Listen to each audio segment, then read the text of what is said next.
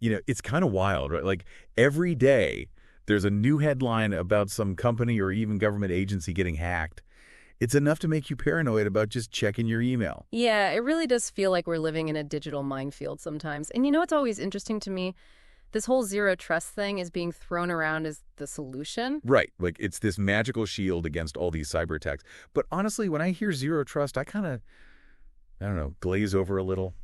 It sounds so technical.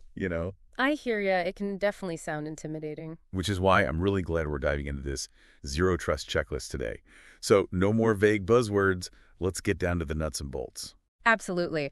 I think what's key about this checklist is that it lays out a really practical approach, and more importantly, it highlights a fundamental shift in how we need to think about security. Yeah, and the big idea that jumps out, at least for me, is this whole never trust, always verify thing. Right, exactly. Which seems pretty counterintuitive at first. Like, aren't there supposed to be some things we can just trust within our own systems? So that's the old way of thinking, right? That castle mentality we've talked about before. You've got your strong perimeter, your firewalls, like the moat and all that. But once someone's inside, They can basically just roam free. bingo. They're past your defenses. They have the keys to the kingdom.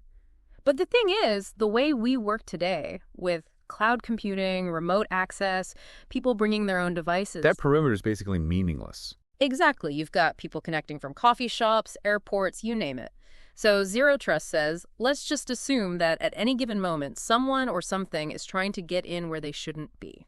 And even inside, don't just assume that because a device or a user has been cleared once, they're still in the clear. Precisely. Always be verifying. Which is where this principle of least privilege comes in, right? Yeah. It sounds very official, but it's actually a pretty straightforward concept. Okay, so break it down for me.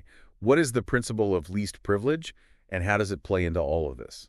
Simply put, it means you give each user or device only the absolute minimum access they need to do their job and nothing more. No more, just give them full access. It's easier that way. Right. Which, I'll admit, has been my approach in the past, much to my IT department's chagrin. Hey, we've all been there.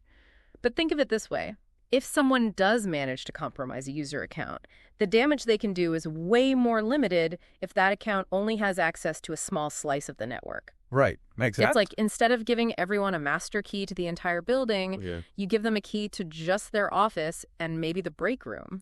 Okay, I'm liking this analogy. So least privilege, definitely a key part of this whole zero trust thing. Absolutely. And the checklist goes on to mention a bunch of other crucial elements. Strong authentication, for example, no more weak passwords, and then there's encryption. Oh, yeah, encryption. That's one of those words that I feel like I should understand, but whenever someone tries to explain it, my eyes start to cross. Don't worry, I've got you.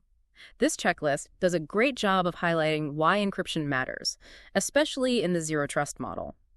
And it actually mentions both data in transit and data at rest, which can be a little confusing. Yeah, what's the difference? Is it like moving data versus data just sitting there? That's actually a pretty good way to think about it. Data in transit is any data that's moving between devices or networks. So think email, file transfers, anything like that. While it's moving, it's potentially vulnerable. Okay, that makes sense. So encrypting it is like what? Putting it in a locked briefcase? Exactly. Only someone with the right key can open it and access the information.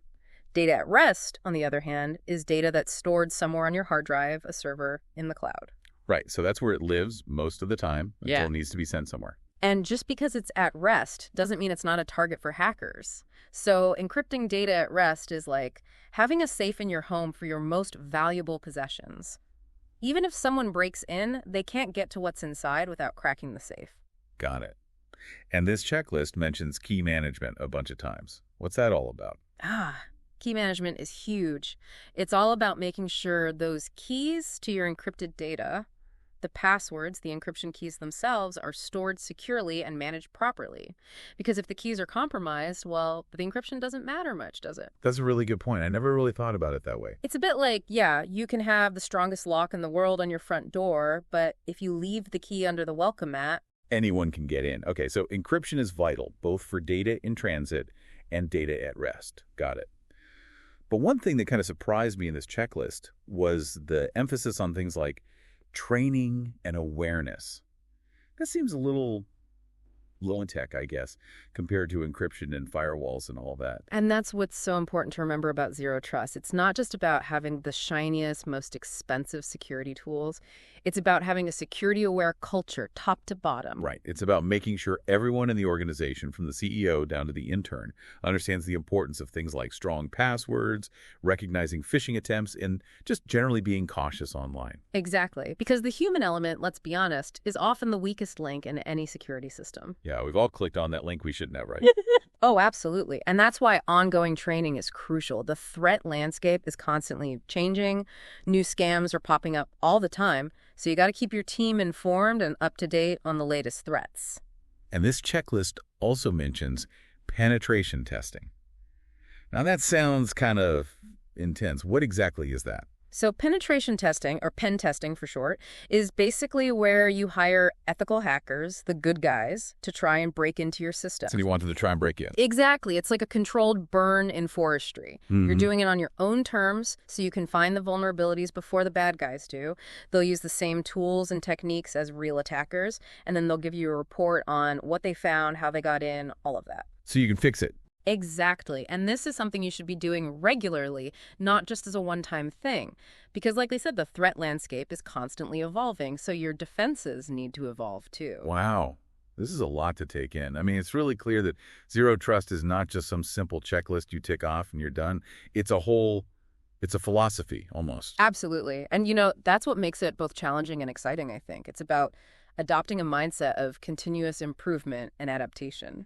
So for someone who's maybe feeling a little overwhelmed by all this, what's the key takeaway? If they only remember one thing from this deep dive, what should it be? That's a great question. I would say this. In today's world, where the network perimeter is basically meaningless and cyber threats are more sophisticated than ever, Zero Trust is really about risk management. It's about taking a proactive, layered approach to security so that even if one layer fails, you've got others in place to protect your data and your system. It's about minimizing the damage, not trying to prevent every single attack, because that's just not realistic anymore. Exactly. Well, I got to say, I'm feeling a lot more clear on what Zero Trust actually means now. Glad to hear it. But before we wrap up, there's one more thing that really struck me about this checklist, and it actually might be the most important point of all. It never actually mentions any specific tools or vendors. And I'm wondering if that's deliberate. What do you think? Is that a sign that Zero Trust is more about a way of thinking than about buying the right product? Something to ponder, folks. And with that, I think we're about out of time. Until next time, stay curious and stay safe.